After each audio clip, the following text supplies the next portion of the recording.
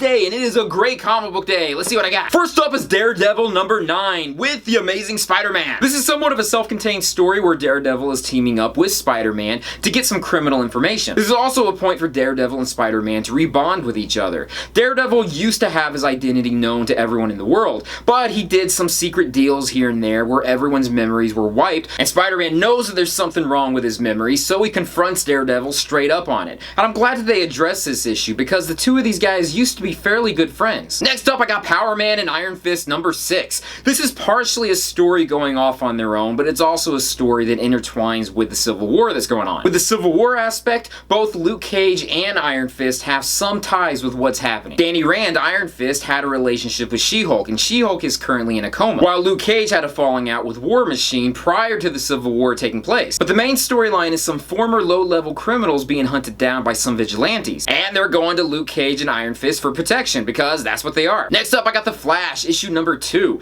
Barry's buddy, also co-worker, Detective August Hart, was struck by lightning in the previous issue and given flash powers, or speedster abilities, whatever. But it turns out he may not be the only one that was given these abilities. It could be a dozen other people in the city that was also given these abilities, which may be leading up to a new villain that they've been hinting at for a little bit. Next up is Wonder Woman issue number 2. This is her year 1 storyline, so we're getting everything done definitively so that we understand what exactly happened in Wonder Woman's past. It's also Steve Trevor's year 1, but really I'm not that interested in his story. We know what his story is. I'm more interested in Diana's story. But still, it is nice that they are interconnecting together, being that they do have such a history together, so I am happy with that respects. And I am glad that we're giving a bit more background history and a little bit of tidbits here and there about Paradise Island. Definitely a good comic book so far, and I cannot wait till issue number 3. Next up, I got New Superman, issue number 1. It has a little dash in between the super and the man to differentiate between him and the American Superman. This Superman's name is Kong Keenan, and he's just a teenager. In fact, he's not even graduated from high school yet. He just happens to be a miscellaneous teenager who was in a certain place at a certain time,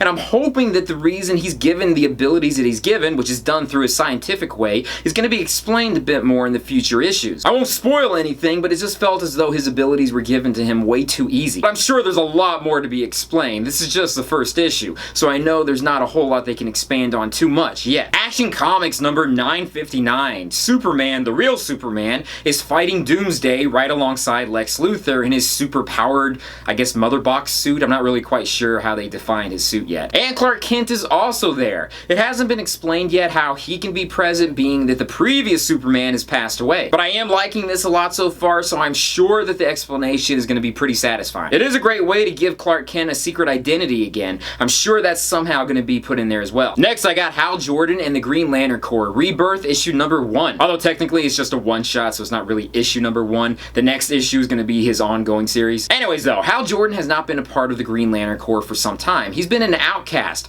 During this time, the Sinestro Corps is taken over as being Guardians of the Universe. And Hal Jordan has had enough of this, so he's creating his own Green Lantern ring and going after the Green Lantern Corps to bring them back. This is one of those titles where everything is coming back to the way many readers want it to be. And that's with Hal Jordan being a Green Lantern again and being one of the main focuses of the title. So this was a really good read. It also included mention of all of the other Lantern Corps out there as well. Batman Detective Comics issue number 936. In the previous issue, Batman was taken out by some Batman vigilante people. They were also part of a military group. So Batwoman is in charge, and she gets all of the vigilantes under Batman together to try to rescue him. Unfortunately, she makes a small mistake. She includes her father, who she thought she can trust, who's also a military tactician, but it turns out he has another agenda. The last issue I got was Nightwing Rebirth. Finally, Dick Grayson is returning back to being a superhero. They give a great reason for him returning back into the mantle of being Nightwing while addressing one of the previous storylines involving the Court of Owls. So it wasn't just one of those situations where it's like, hey, just make him be Nightwing again. No, they actually explained it, which I'm happy about. We also get a cameo appearance of Midnighter, which totally made my day. So that's it. That's my comic load for this week. I also got Civil War issue number 3, but I'll talk about that in a separate video. So what's your comic load look like this week? Leave comments down below.